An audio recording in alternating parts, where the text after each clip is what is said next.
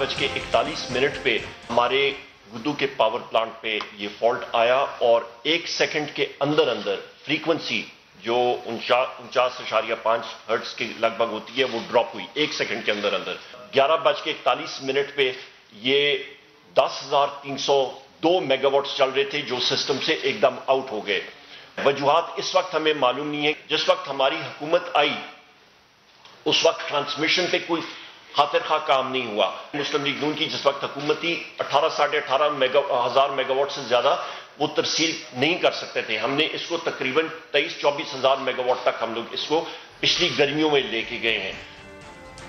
بسم اللہ الرحمن الرحیم. السلام علیکم ناظرین, ویلکم ٹو سوال. میں ہوں بیرسٹر احتشام امیر الدین. خواتین و حضرات, پلان تو میرا یہ تھا کہ عمران خان صاحب نے یوٹیوبرز کے ساتھ کچھ دن پہلے جو گفتگو کی تھی وہ آج میڈیا پر نشر ہوئی اور انہوں نے وہاں پر جو باتیں کہیں یا ان سے جو بھی اپنا خیالات کا تبادلہ کیا, میں چاہتا تھا کہ اس سے ہم شروع کریں. لیکن کل کا یہ جو ایشو ہے بجلی کے بحران کے حوالے سے, یہ جس طرح سے ٹرپ ہوا اور پورے پاکستان میں بلیک آؤٹ ہوا, پہلے تھوڑا سے ڈسکس کر لیتے ہیں. عمر ایوب صاحب کو آپ سن رہے تھے, وہ کہہ رہے تھے کہ ترسیل کا جو نظام ہے یعنی کہ ٹرانسپورٹیشن کا جو نظام ہے اس پر پچھلی حکومتوں نے کام نہیں کیا. لیکن اپوزیشن کیا کہتی ہے یہ بھی آپ کو پہلے سنواتے ہیں. احسن اقبال صاحب کو سنیں. حالیہ بجلی کے بدترین شٹ ڈاؤن نے ایک بار پھر ثابت کر دیا ہے کہ یہ حکومت نالائق ہے, نااہل ہے اور ان کے پاس ملک چلانے کی کوئی صلاحیت نہیں ہے. عمران صاحب, یہ ملک ہے, موبائل فون نہیں ہے جو ریبوٹ کرنے سے ٹھیک ہو جائے گا. آج پاکستان کی بجلی کا بحران ناقابل حل ہوتا جا رہا ہے. پاکستان گیس کی کمی کا سامنا کر رہا ہے. زراعت تباہ ہو چکی ہے, صنعت تباہ ہو چکی ہے, ترقی کی شرح تباہ ہو چکی ہے. خدارا اس ملک سے مزید نہ کھیلیں, استعفیٰ دیں اور گھر جائیں. تو اپوزیشن یہ کہہ رہی ہے کہ یہ بہت بڑا کرائسس تھا اور حکومت کو استعفیٰ دے کے گھر جانا چاہیے. لیکن میں کچھ سٹیٹسٹکس آپ سے شیئر کر لیتا ہوں. ماضی میں بجلی کے جو بریک ڈاؤن پاکستان میں ہو چکے ہیں, اور ایسا نہیں ہے کہ صرف پاکستان میں ہو چکے ہیں, بہت ترقی یافتہ ممالک میں بھی ہو چکے ہیں, کینیڈا میں بھی ہو چکے ہیں, امریکہ میں بھی ہو چکے ہیں. بہت بڑے پیمانے پہ وہاں پر بھی بلیک آؤٹس ہوئے ہیں. اکانومی کا اربوں ڈالر کا نقصان بھی ہوا ہے. وینیزویلا میں ایک دفعہ ہوا تھا بلیک آؤٹ, 5 دن کے لیے 26 لوگ ہسپتالوں میں مر گئے تھے بجلی نہ ہونے کی وجہ سے. تو پاکستان میں جو کچھ ہوا ہے, فروری 2013 میں پیپلز پارٹی کا دور حکومت تھا جی. کراچی, لاہور, اسلام آباد, راولپنڈی, پشاور, کوئٹہ اور آزاد کشمیر میں بجلی کا بریک ڈاؤن ہوا تھا. Breakdown Hubco power plant trip کرنے سے ہوا جس کے باعث دوسرے پاور پلانٹ بھی بند ہو گئے تھے. پھر جنوری 2015 میں نون لیگی دور حکومت میں بلوچستان میں دھماکے کے باعث نیشنل گرڈ سے منسلک بجلی کی لائن کٹ گئی جس کے باعث ملک کے 80% آبادی بجلی سے محروم ہو گئی تھی. یہ نون لیگ کے دور میں 80% آبادی بجلی سے محروم ہوئی تھی بریک ڈاؤن کی وجہ سے. پھر جولائی 2015 میں نون لیگ کے دور میں کراچی میں بجلی کی ٹرانسمیشن لائن ٹرپ ہونے کے باعث شہر بھر میں لوڈ شیڈنگ ہوئی تھی. جنوری 2016 میں نون لیگ کے دور حکومت میں گدو پاور پلانٹ میں خرابی کے باعث ملک بھر میں بجلی کا بریک ڈاؤن ہوا. منگلا, تربیلا اور غازی بروتھا پاور سٹیشن بھی بند ہو گئے تھے. پھر مئی 2016 میں نون لیگ کے دور حکومت میں بجلی کی ٹرانسمیشن لائن میں خرابی کے باعث منگلا, تربیلا اور غازی بروتھا پاور پلانٹ ٹرپ کر گئے جس کے باعث ملک بھر میں بجلی کی بندش ہوئی تھی. پھر مئی 2018 گدو مظفر گڑھ لائن میں تکنیکی خرابی کے باعث منگلا, تربیلا اور غازی بروتھا پاور سٹیشن ٹرپ کر گئے جس سے ملک بھر میں بجلی کا بریک ڈاؤن ہوا. تو ایسا نہیں ہے that this is something which has happened for the first time in Pakistan. اس سے پہلے بھی ہو چکا ہے. سسٹم کو جس طرح سے اپ ڈیٹ کرنا چاہیے یا اپ گریڈ کرنا چاہیے یا جس طرح سے اس کا سائنٹیفک سولوشن جو ہے وہ پرماننٹلی سیٹل کرنا چاہیے وہ نہیں ہو سکا. پچھلے دور حکومت میں بھی نہیں ہو سکا, ابھی بھی نہیں ہو سکا. تو یہ ہوا. ابھی تک یہ اللہ کا شکر ہے کہ کوئی ایسی خبر نہیں ہے کہ اس بریک ڈاؤن کی وجہ سے, بلیک آؤٹ کی وجہ سے ویسی اسپتالوں کی حالت بہت خراب ہوتی ہے ہمارے ملک میں, تو کہیں پہ کوئی وینٹیلیٹرز بند ہو گئے ہوں یا کوئی جانی نقصان ہوا ہو. مالی نقصان کا ابھی تک ہمیں نہیں پتا. مہمانوں کا تعارف کراتا ہوں جی. پاکستان تحریک انصاف سے علی محمد خان صاحب, پاکستان مسلم لیگ نواز سے خرم دستگیر خان صاحب اور پاکستان پیپلز پارٹی سے پلوش خان صاحبہ. آپ سب کا بہت بہت شکریہ. علی محمد خان صاحب, آپ سے گفتگو کا آغاز کرتے ہیں. ابھی تک پتہ نہیں لگ سکا کہ کیا وجہ تھی, کیا ٹیکنیکل فالٹ تھا. کچھ اپڈیٹ کیجیے گا ہمیں اس حوالے سے. جی بسم اللہ الرحمن الرحیم. اللہم صلی وسلم مبارک علی سیدنا محمد. بہت شکریہ بیرسٹر صاحب. سب سے پہلے تو میں اس بات کا بھی اظہار کرنا چاہتا ہوں کہ یہ جو سسٹم ہے اس میں جو بریک ڈاؤن ہوا کل، جس کی بھی فالٹ تھی وہ تو آ جائے گا سامنے. کچھ افسران معطل بھی ہوئے ہیں کیونکہ میں حلقے میں تھا، زیادہ مجھے انفارمیشن تو آج نہیں مل سکی، میں مردان میں ہوں. لیکن ایک چیز جو ہم سب کے لیے لمحہ فکریہ ہے کہ اگر ماضی میں اس پہ زیادہ سوچا نہیں گیا تو اب اس پہ ہم ضرور ورکنگ کریں. جو عمر ایوب صاحب جو بات کرتے بھی ہیں کہ ٹرانسمیشن لائنز پہ اس طرح سے فوکس نہیں کیا گیا، صرف پاور جنریشن کی بات کی گئی کہ اگر ایسا کوئی بریک ڈاؤن ہوتا بھی ہے تو جو ہماری زوننگ سسٹم کا ایک کانسیپٹ تھا پہلے، اس کو جو ہے زیادہ مربوط کیا جائے کہ اگر کہیں ایسا کچھ ہوتا ہے تو ایک آئلینڈ فنومینا کے تحت وہ علاقہ کٹ آف ہو جائے لیکن باقی ملک میں وہ پاور سپلائی چلتی رہے. تو عمر صاحب اس پہ وہ تفصیلی میرے خیال میں شاید کل پریس کانفرنس کرے بھی، تفصیل بھی بتائیں. جن افسران کی کوتاہی ہے ان کو کچھ کو تو معطل بھی کیا گیا، لیکن یہ تو ایک ظاہر ہے اس کا اصل سلوشن نہیں ہے. جو مجھے یاد پڑتا ہے زرداری صاحب کے دور میں جو پاور جنریشن کی بات ہوتی تھی تو اس زمانے میں ہماری فیڈرل سیکرٹری صاحبہ نے ایک بات کی تھی، اور آج مجھے وہ بات یاد آ رہی ہے کہ انہوں نے یہ بات کی تھی، خاتون ہماری سیکرٹری صاحبہ تھی کہ نرگس سیٹی صاحبہ، کہ اگر آپ جتنی بھی پاور جنریشن بڑھا دیں لیکن اگر ٹرانسمیشن لائنز پہ ہم انویسٹ نہ کریں اور لائنز ہماری وہی 50-60 سالہ پرانی ہو تو اس کو اٹھا نہیں سکتی. عمر ایوب صاحب نے آج اس پہ بات بھی کی ہے کہ ٹرانسمیشن کا جو ہمارا ایک سسٹم ہے اس کو اپ گریڈ کرنے کی ضرورت ہے. انشاءاللہ اس پہ انویسٹ بھی کیا جائے گا اور کام ہو بھی رہا ہے. لیکن بہرحال یہ ایک لمحہ فکریہ ضرور ہے کہ اگر کہیں پہ اس طرح کی کوئی غلطی بھی ہوئی ہے تو اس سے پورے ملک کا بہرحال ٹرپ نہیں ہونا چاہیے. اور عمر صاحب نے اس پہ آج بات کی بھی ہے، لیکن میرے خیال میں شاید تفصیلی بات وہ کل یا پرسوں اور بھی کریں. انشاءاللہ کافی علاقوں میں بحال تو ہو گئی ہے لیکن 100% بحال ہونے میں شاید تھوڑا اور وقت لگے. جی ٹھیک ہے. خرم دستگیر صاحب، احسن اقبال صاحب اپنے سارٹ میں نے سنوایا تھوڑی دیر پہلے، فرما رہے تھے کہ جی اس حکومت کو گھر جانا چاہیے، ان کی نااہلی ہے، نالائکی ہے. یہ وہ سٹانس ہے، وہ نیریٹو ہے، وہ بیانیہ ہے جو آپ اکثر لیتے ہیں جب بھی حکومت کا کوئی نہ کوئی کرائسس سامنے آتا ہے.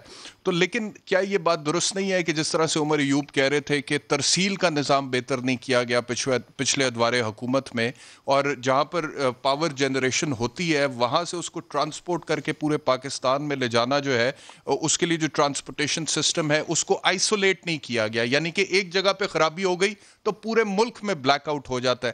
تو یہ تو ذمہ داری پھر آپ لوگوں پہ بھی آتی ہے. میں برسب حیران ہوں اور پریشان ہوں. اس حکومت کو آئے ہوئے 30 ماہ ہو گئے ہیں، 2.5 سال ہو گئے ہیں. خدا کا خوف کریں. اب پچھلی حکومتوں میں جو آپ کو وہ بجلی بنا کر دے گئے جس کی وجہ سے ملک 2.5 سال سے چل رہا ہے، اس کے اوپر آپ بلیم ڈال رہے ہیں. جو آپ کو 1500 کلومیٹر کی لو ٹینشن ٹرانسمیشن لائنز ڈال کے دے کے گئے، جو آپ کو 500 کی ہائی ٹینشن لائنز ڈال کے دے کے گئے، جو آپ کا تھر کول چلا کے گئے ہیں، جو 4 دنیا کے ایفیشنٹ ترین گیس پاورڈ پلانٹس آپ کو بنا کے دے کے گئے ہیں، آپ ان کو بلیم کر رہے ہیں. یہ حکومت بیرسٹر صاحب نالائکی، مافیا سرپرستی اور ذمہ داری سے فرار کا ایک زہریلا مرکب ہے. پی آئی اے کا جہاز گرتا ہے، یہ پوری ایوییشن انڈسٹری گرا دیتے ہیں کہ جی اب اگلے 4 سال کے لیے کئی 100 ارب کا نقصان ہوگا صرف اس لیے کہ اپنی ذمہ داری قبول نہ کرنی پڑے. اب اسی طرح یہ کہا کہ جی ہمیں معلوم ہی نہیں ہے. اور میرے بھائی علی محمد خان صاحب بھی انجینئر ہیں.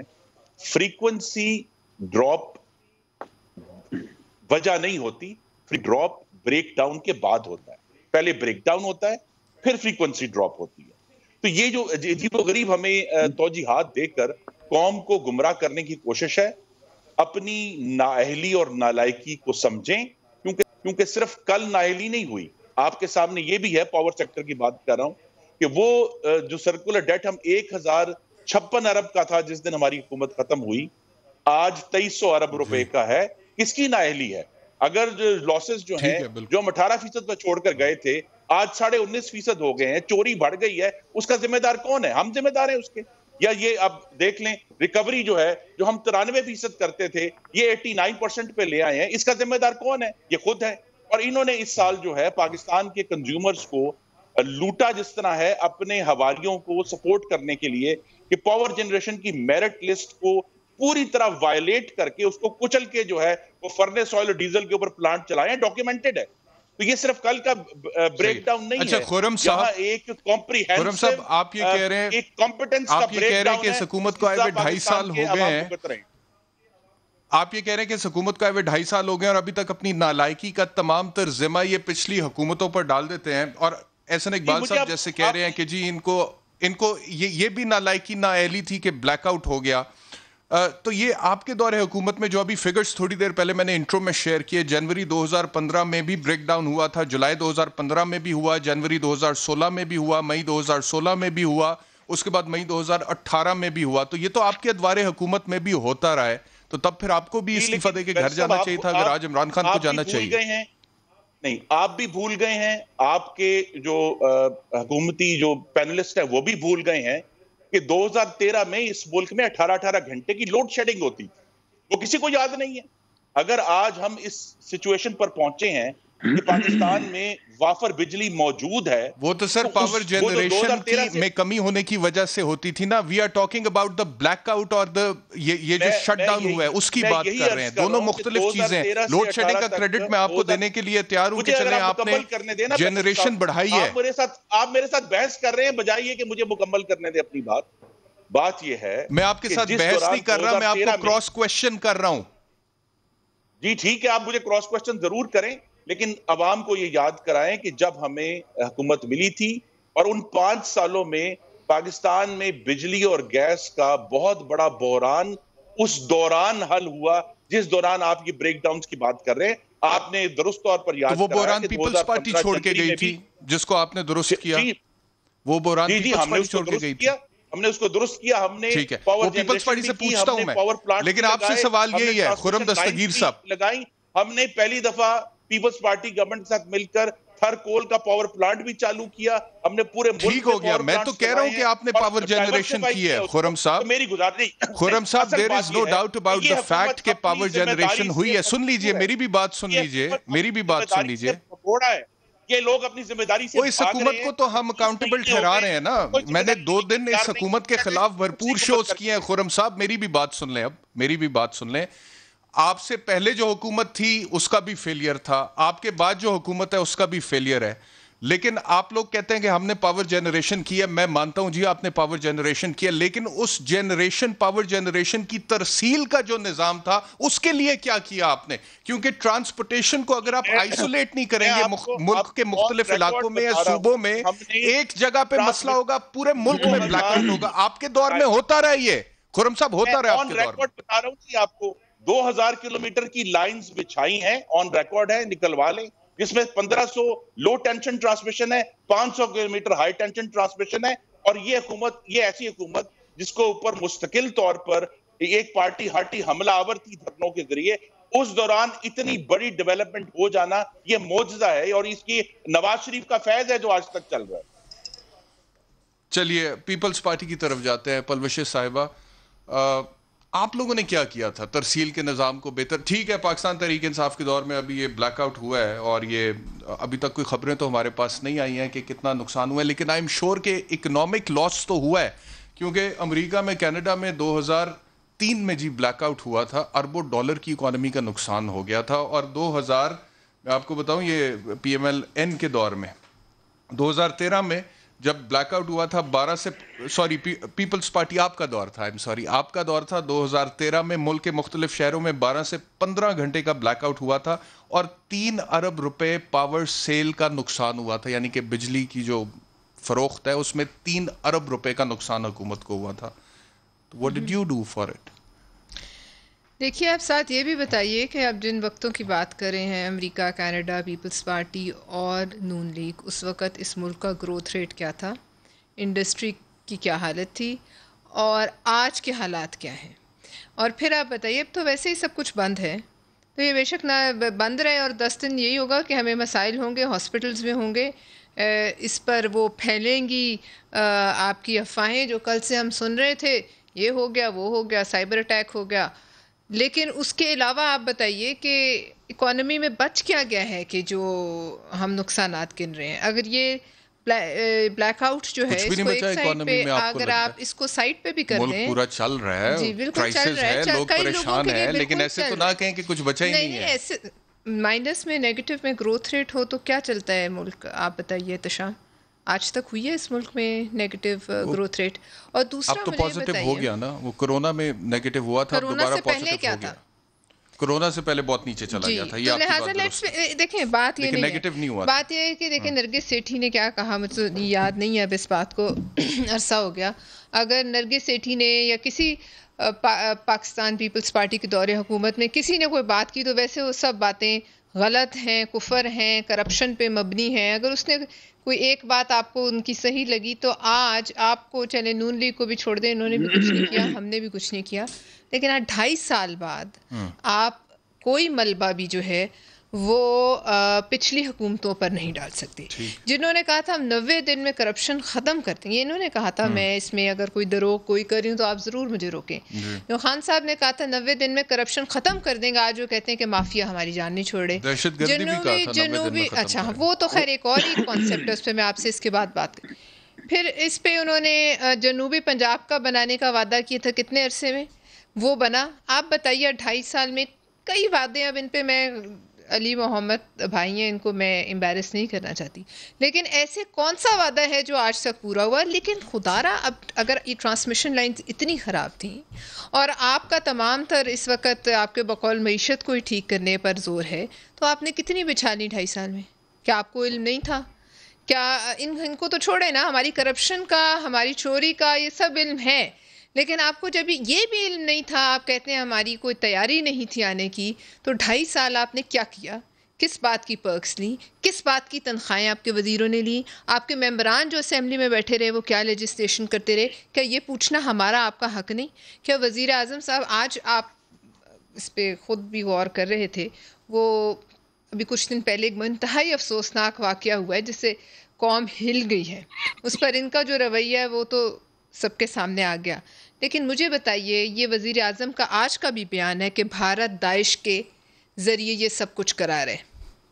پہلے ہم کہتے تھے داعش موجود ہی نہیں ہے, فورن آفس نے کہا داعش پاکستان میں نہیں, آج آپ کہتے ہیں بھارت کرا رہے.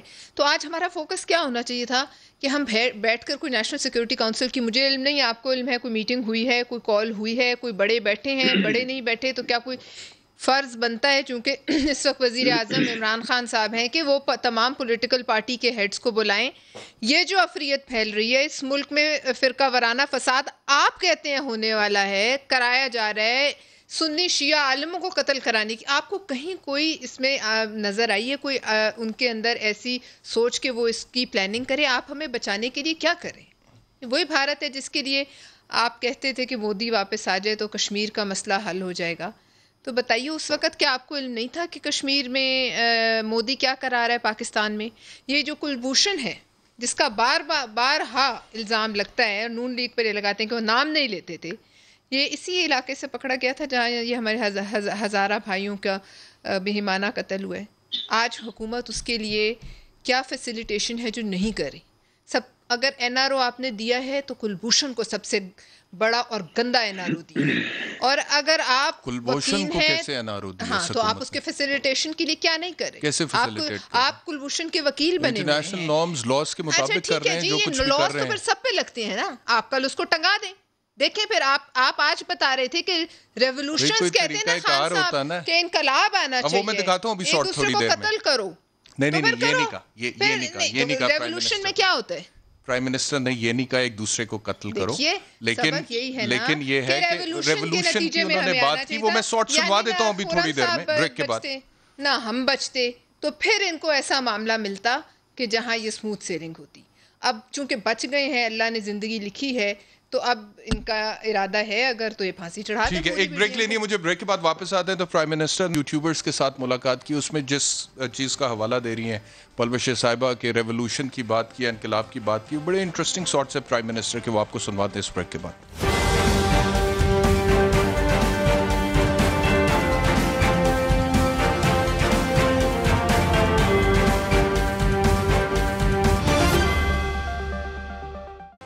ویلکم بیک ٹو سوال. اچھا جی, بات کرتے ہیں. پرائم منسٹر صاحب نے یوٹیوبر سے ایک ملاقات کی اور اس میں کچھ ذکر کیا پاکستان کے حالات کا, اور انہوں نے کہا کہ جی اس وجہ سے ابھی تک مکمل طور پہ ہم تبدیلی لانے میں کامیاب نہیں ہو سکے. پرائم منسٹر کی جو گفتگو تھی اس کا جسٹ یہ تھا کیونکہ یہاں پہ باقاعدہ ایک انقلاب نہیں آیا, اور باقاعدہ انہوں نے مثالیں دی کہ جہاں پر انقلاب آتا ہے وہاں پہ سٹیٹس کو ختم ہو جاتا ہے, اور اس کے بعد پھر وہ ملک یا وہ قوم جو ہے وہ نئی راہ پہ گامزن ہو جاتی ہے. سنیے پرائم منسٹر نے کیا کہا.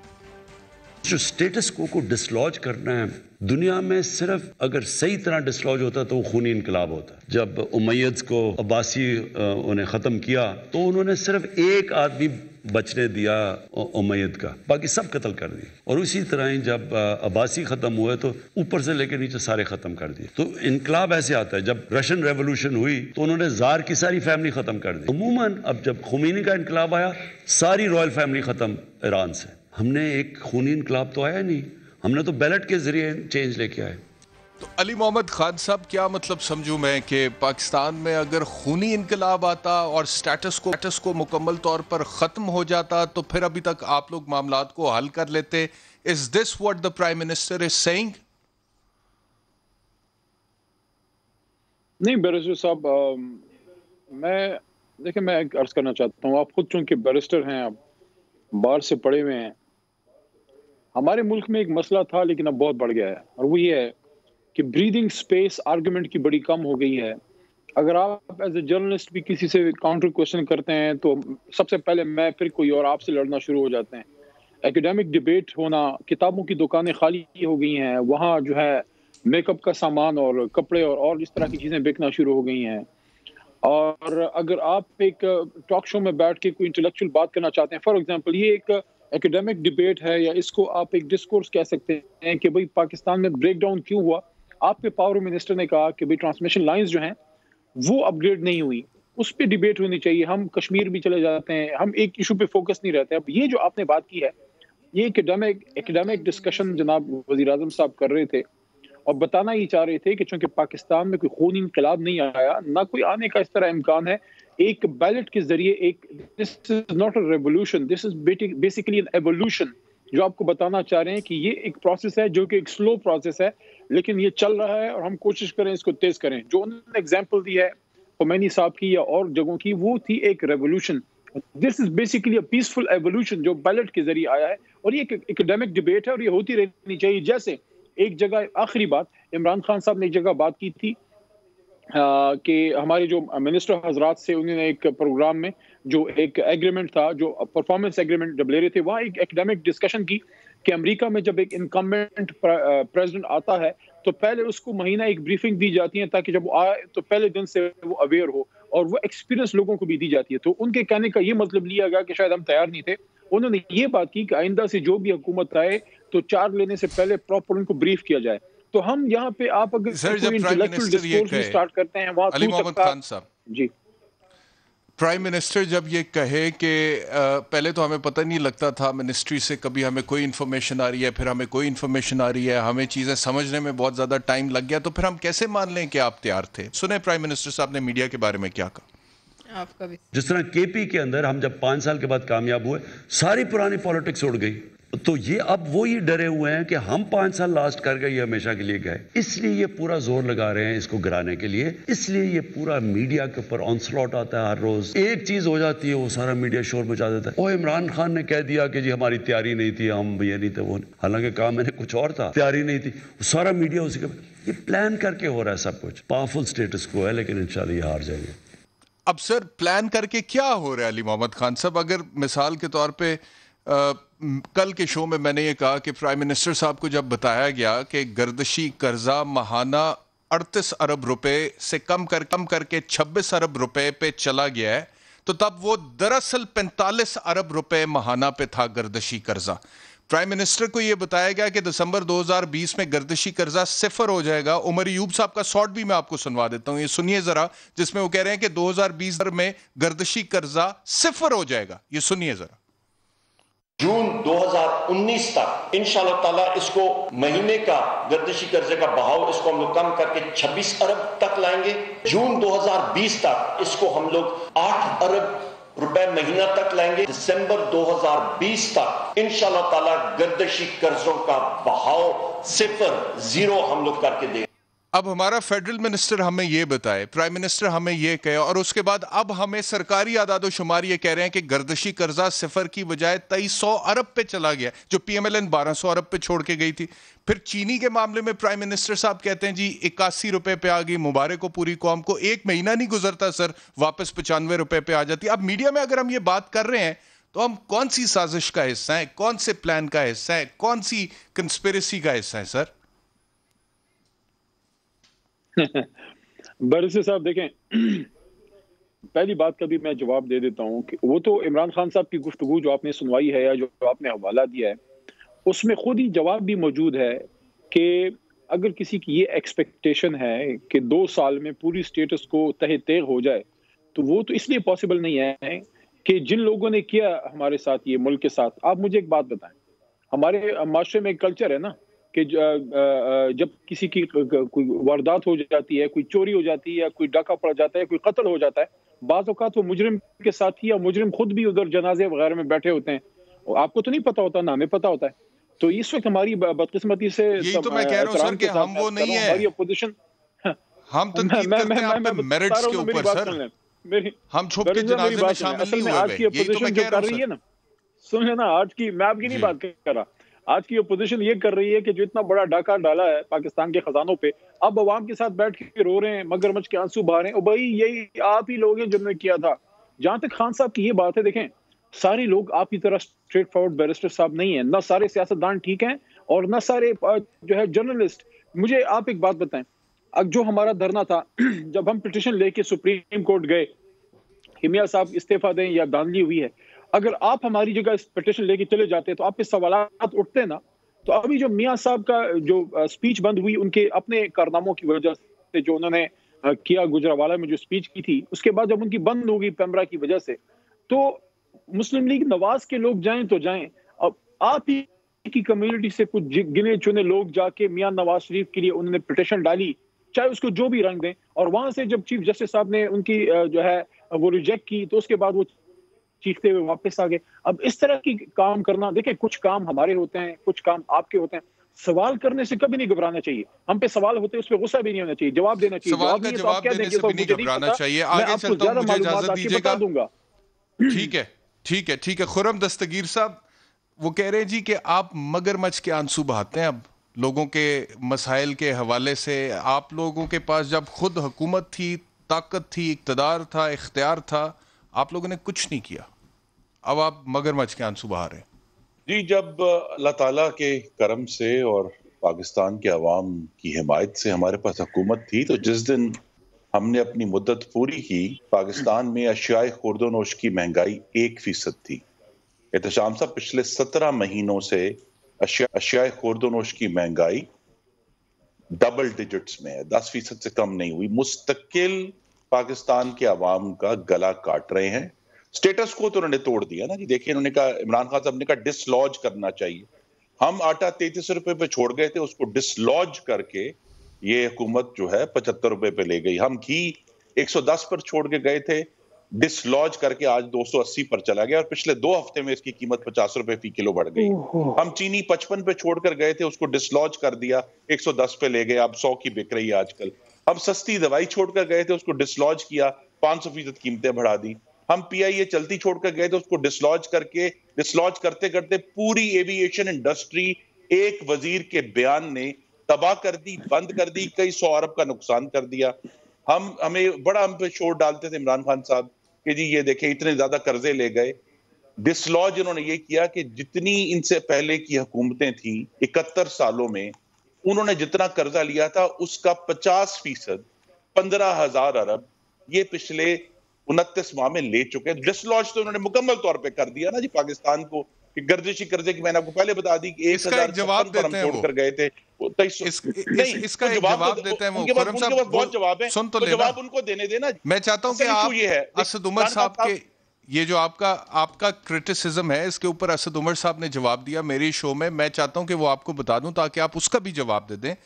मैंने उनसे यही सवाल किया जो आपने कहा कि जी, मैंने उन्हें कहा जी कि आपने अपने दौरे हुकूमत में इतना कर्जा ले लिया, और आप कहते थे पिछली हुकूमतों ने इतना लिया है। उन्होंने कहा जी इन्होंने आर्टिफिशियली चीज़ों को कंट्रोल किया हुआ था, हमने उस आर्टिफिशियल बबल को ख़त्म किया, और ये कर्जा अगर जो हमने इकोनॉमिक स्टेप्स लिए हैं हम ना लेते तो इनकी हुकूमत होती, तो जितना हमने कर्जा लिया ये उससे भी 3 गुना ज़्यादा ले चुके होते, तो हम तो उसको कम करके नीचे लेकर आए।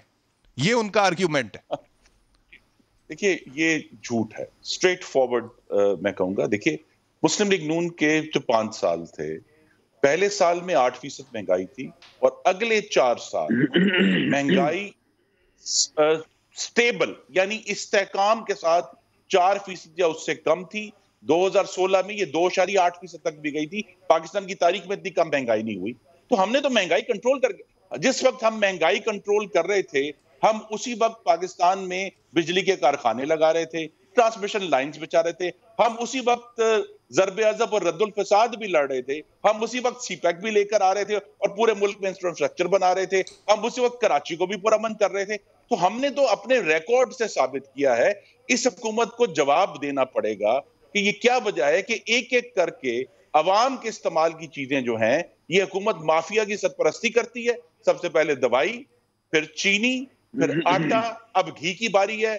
उसके बाद हम देख लेंगे जिसको ये इमरान खान साहब नोटिस लेते हैं वो चीज महंगी हो जाती है। और ये अजीब बात है कि ये अनजाने आजम है कि इन्होंने कहा जी मुझे नहीं मालूम कि इस्लामाबाद से कौन अगवा करता है जर्नलिस्ट को, ताहिर दावड़ को किसने अगवा किया, मतियुल्लाह जान को किसने अगवा किया, मुझे नहीं मालूम। मुझे ये पता कि मैं नोटिस लेता हूं तो वो वापस आ जाता है। उनको कहते हैं मुझे नहीं मालूम कि जी मुझे गलत स्टैटिस्टिक्स क्यों बताए गए वीट के और चीनी के, उसकी कोई जिम्मेदारी लेने के लिए तैयार नहीं है। इसी तरह रुपए की डिवैल्यूएशन होती है, कहते हैं मुझे टीवी देखकर पता चलता है कि रुपए की डिवैल्यूएशन हो गई। तो यहां मैं फिर दोहराऊंगा कि नालायकी और माफिया सरपरस्ती का एक ऐसा जहरीला मुरक्कब है जिसने पाकिस्तान के अवाम को तबाह कर दिया है। और ये मत भूलें कि फॉरेन पॉलिसी में भी बहुत सीरियस क्राइसिस आया हुआ है। ठीक है, मुझे इजाजत दीजिएगा मेरे पीपल्स पार्टी की तरफ जाने पर। प्राइम मिनिस्टर जो है कहते हैं, क्या आप कह लें? जी फरमा लें। मुझे अगर आप इजाजत देते हैं एक जुमला मैं कह दूं, फिर आप जवाब ले लें कि देखिए जिस हिंदुस्तान को कहते हैं कि वो बलोचिस्तान में दंदना रहा है, वो यूएन सिक्योरिटी काउंसिल में भी दंदना रहा है, जहां पाकिस्तान की डिप्लोमेसी बिल्कुल नाकाम हुई है। उसको 3 अहम कमेटियों की सरबराही मिल गई है। और वही हिंदुस्तान जो है जो बलूचिस्तान में दंदना रहा है, वो कश्मीर पर भी पूरा कब्जा कर चुका है। और ये वो लोग हैं जिन्होंने हिंदुस्तान को सिक्योरिटी काउंसिल में जाने के लिए वोट दिया था, जो कुलभूषण के लिए एक स्पेशल खुफिया ऑर्डिनेंस लेकर आए थे, जो 45 दिन के बाद अवाम पर जाहिर हुआ कि जी कुलभूषण की फैसिलिटेशन के लिए हमने ये ऑर्डिनेंस किया हुआ है। तो यहाँ ये बातें बड़ी पहली दफा जब आपने ये आर्गुमेंट दिया था तब भी मेरी और आपकी बहस हुई थी और मैंने आपको कहा था कि एक म्यूचुअल अंडरस्टैंडिंग के तहत, म्यूचुअल बायलैटरल अंडरस्टैंडिंग के तहत जब हिंदुस्तान की बारी होती है सिक्योर यूनाइटेड नेशंस में तो पाकिस्तान वोट देता है, पाकिस्तान की बारी होती है हिंदुस्तान वोट देता है। वो बैरिस्टर अली मोहम्मद खान को हुकूमत का जवाब हुकूमत ने देना है, एंकर ने नहीं देना। ये बड़ा मसला है आजकल कि एंकर को तो सब समझते हैं कि ये डमी बैठा हुआ है, ये सिर्फ हमसे सवाल पूछे और राय हम देंगे। सर ऐसा नहीं होता। ये कल अली नवाज, कल और परसों 2 दिन से अली नवाज अवान साहब ने भी मेरे साथ यही किया। But the problem is sir that I have a thinking mind, I have a thinking mind, sir, and I'm entitled to give my opinion under the Constitution. तो इस वजह से मेहरबानी किया करें, मेरी राय भी बर्दाश्त कर लिया करें। आप सबसे गुजारिश है सर, ये आपसे अकेले से नहीं है, ये पीटीआई से भी, पीपल्स पार्टी से भी सबसे गुजारिश है। मैं चाहता हूँ आप तसल्ली से अब अपना आर्ग्यूमेंट दें, इसलिए ब्रेक पहले ले लेते हैं। ब्रेक के बाद साहिबा से इनका जवाब लेंगे।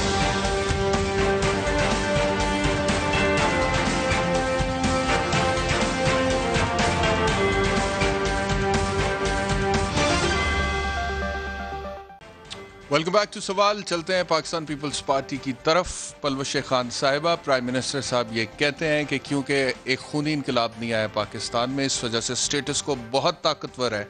और स्टेटस को की जब वो बात करते हैं तो इशारा आपकी तरफ है, पाकिस्तान मुस्लिम लीग नवाज की तरफ है। और वो कहते हैं कि बाकायदा मीडिया भी इसी वजह से प्लान करके रगड़ता है गवर्नमेंट। देखिए आपकी गर्दन भी सलामत नहीं है, ये आप याद रखें। हमारी तो किसी दौरे हुकूमत में सलामत नहीं है। देखें जो खून अभी देखिए ना, वो फरमाया हमारे बड़े भाई हैं खुरम साहब, उन्होंने कहा कि आप ना बोलें, आप अपनी राय ना दें, आप सिर्फ सवाल करें। तो भाई हम क्यों ना अपनी राय दें? देखिए खूनी इनकलाब जो होता है इस दुनिया में बहुत दफ़ा आया और वो कह रहे हैं कि उसके नतीजे में एक ही बचता है। यानी कि अब देखें अली मोहम्मद साहब ने उसको बड़ी खूबसूरत पैराए में पेश किया, जो वो शायद अगर वहाँ अली मोहम्मद साहब बैठे होते तो बहस ना हो रही होती। लेकिन जो प्राइम मिनिस्टर ने कहा है, अब जैसे उन्होंने कहा ब्लैक मेलर, अब आप उसको जितने मर्जी गिलाफ चढ़ा लें, वो बात तो सामने है, रिकॉर्ड हुई भी है। लिहाजा अगर खूनी इनकलाब और ख्वाहिश जो उनकी है کہ ایک ہی بچے، یہ تو ہو نہیں سکتا. اور اگر اس سے ہونے سے اگر اس ملک کے مسائل حل ہو جائیں تو آپ سب کو ٹک ٹکی لگا کے یہاں چوراہے پہ، چوک پہ، ڈی چوک پہ پھانسی دے دیں. اب بات یہ ہے کہ اگر آپ انقلاب بھی لانا چاہتے ہیں، انقلاب بھی احتشام جو ہے اس کے لانے کے لیے اپنے زور بازو کی کچھ نہ کچھ ضرورت ہوتی ہے. دنیا میں جتنے بھی انقلاب ہیں، سپانسرڈ انقلاب جو ہیں وہ ایسے نہیں جن کی بات کریں امید، اور انہوں نے 43 لاکھ مربع میل جو ہے وہ فتح کیا، دنیا کی سب سے بڑی امپائر. پھر عباسی جو ہیں وہ آئے تو انہوں نے وہاں ثقافت، فلسفہ، سائنس، آپ خود جو کہہ رہے تھے گولڈن ایرا آف اسلام تھا. پھر آیا Hulagu Khan.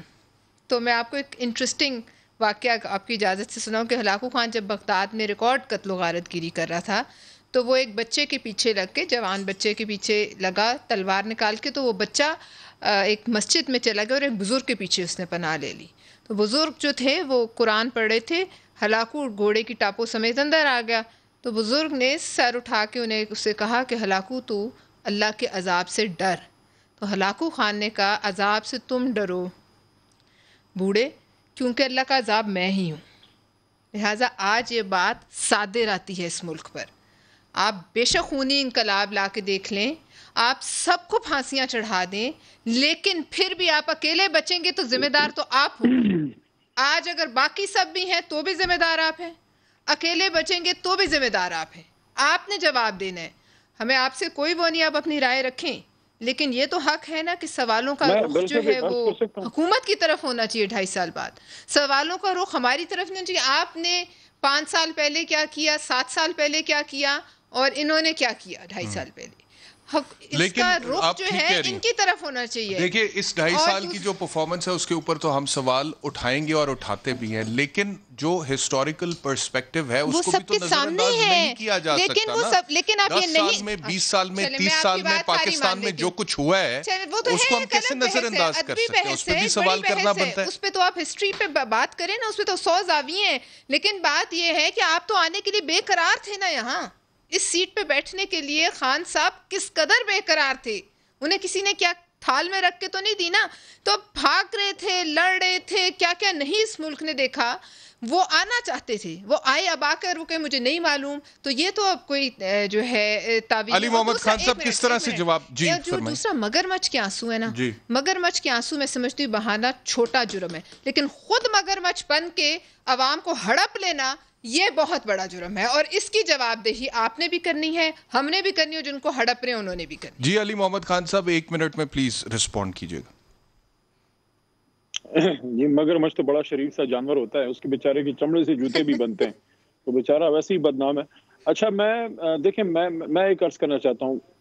what we really need to focus on barrister صاحب is we don't really need to reinvent the wheel. ہم فوکس کریں کہ ہمارا دین ہمیں کیا سکھاتا ہے، بتاتا ہے، اور ساتھ ساتھ یہ بھی دیکھیں کہ دنیا کی ترقی یافتہ قومیں آگے کیسے گئی ہیں. میں یہ سمجھتا ہوں کہ دیکھیں قائد اعظم کی ایک سپیچ کا ایک حوالہ دے دیتا ہوں آپ کو، اس پہ پھر آپ فوکس کیجیے. آپ خود چونکہ وکیل ہیں، اور میں اس بات سے میں آپ کو خوش نہیں کرنا چاہتا، لیکن میں یہ سمجھتا ہوں کہ جو بھی آپ نے ایک بات کی، اگر کوئی بھی آپ ٹاپ اینکر BBC کا CNN کا دیکھیں تو وہاں کراس کوسچنز ہوتے ہیں، وہ آپ سپیچیں نہیں کر سکتے. آپ بات کرتے ہیں، ٹوکتے ہیں، آپ رکتے ہیں، دوبارہ جواب دیتے ہیں. کاؤنٹر کوسچننگ وہاں کنٹینیوسلی چل رہی ہوتی ہے. وہی تو ہوا اسحاق ڈار صاحب کے ساتھ جو پسینے آ رہے تھے. اچھا میں یہ عرض کر رہا ہوں کہ قائد اعظم کسی بھی دربار میں ایک سپیچ ہے بیرسٹر صاحب، اس میں ایک وے فارورڈ ہے اس ملک کے لیے. کاش ہم قائد کو جا کے دیکھیں کہ قائد کی ویژن کیا تھی. وہ کہتے ہیں کہ it is my firm belief that our true salvation lies in following the golden rules of conduct set for us by the great lawgiver of Islam. Let us lay the foundations of our democracy and true Islamic principles of social and economic justice. Way forward آ گیا. اب اس پہ ہم focus کریں، اب چلیں جو ہمیں ہمارا پیغمبر صلی اللہ علیہ وسلم خاتم النبیین بتا گئے، اور جو قائد جو ویژن دے گیا اس پہ ہم چلیں. جس سے جتنا اس سے دور ہوتے جائیں گے ہمیں مسئلے ہوتے جائیں گے. We really need to focus on one thing at a time. ہر ایک چیز پہ ہم فوکس کرتے جائیں، بجائے اس کے کہ ہم سویپنگ سٹیٹمنٹس دیں. میں دوبارہ یہ بات کر رہا ہوں، میں نے پرسوں بھی سینٹ میں فلور آف دا ہاؤس پہ یہ بات کی، آج آپ کے پروگرام میں دوسری بار کر رہا ہوں کہ دا وے فارورڈ از پارلیمان. جیسے بھی ہے، کمزور ہے ہماری جمہوریت، جس طرح بھی ہے، اللہ تعالیٰ کے کرم سے بیرسٹر صاحب دیکھیں 35 سال ہو گئے ہیں جو ضیاء الحق صاحب کی امیریت جب ختم ہوئی ہے، بیچ میں 3 سال کے مشرف کے نکال کے 32 سال جیسے بھی ہے ہماری 32 سال جمہوریت رہی ہے. تو اب ہمارے پاس یہ بہانہ بھی نہیں ہے کیونکہ ڈکٹیٹر آ جاتا ہے. 35 میں سے 32 سال ہم لوگوں کے پاس ہیں, ٹوٹے پوٹے جس طرح بھی تھے. We need to focus and strengthen our institutions, خاص کر پارلیمنٹ وہاں آئیں, وہاں ڈسکشنز کریں, لا میکنگ کریں, وہاں سخت باتیں ہوں, لیکن فلور آف دا ہاؤس پہ ہو. کویشچن ہے, اس کا بھی جواب دے دیجیے گا.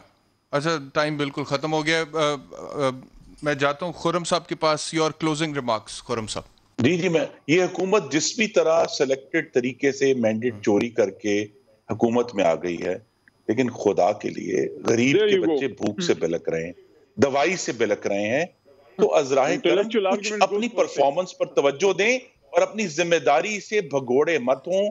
جب اگر ہزارہ قوم کے لوگ ان کے گلے کاٹے جاتے ہیں تو ذمہ داری لینی پڑے گی. اگر پاکستان میں فوڈ انفلیشن جو ہے وہ مسلسل 10% سے زائد ہے 17 مہینوں سے, تو ذمہ داری لینی پڑے گی. اگر فورن پالیسی کا کلیپس ہوا ہے, ذمہ داری لینی پڑے گی. بجلی بند ہوتی ہے, ذمہ داری لینی پڑے گی. اور اب 30 مہینے کے بعد وقت آ گیا ہے کہ اپنی 30 مہینوں کی ذمہ داری جو ہے اس کو سنبھالیں اور ہر چیز پیچھے نہ دیکھیں. پیچھے جو لوگ پیچھے دیکھتے ہیں وہ مستقبل میں داخل نہیں ہو سکتے. You cannot walk into the future while looking backwards. اسی لیے ہم نے دیکھا ہے کہ پاکستان اس لیے نیچے جا رہا ہے. 5.8% گروتھ ریٹ جو ہے وہ مائنس میں اس لیے چلا گیا کہ یہ لوگ مجھ سے پیچھے دیکھ رہے ہیں, بگوڑا انہیں بولے. تو بیرسٹر صاحب, بگوڑے سے آپ کو کوئی یاد تو نہیں آیا؟ ملک سے کوئی بگوڑا تو نہیں ہے؟ مجھے میری یادداشت کمزور ہے, ذرا مجھے یاد تو دلائیں.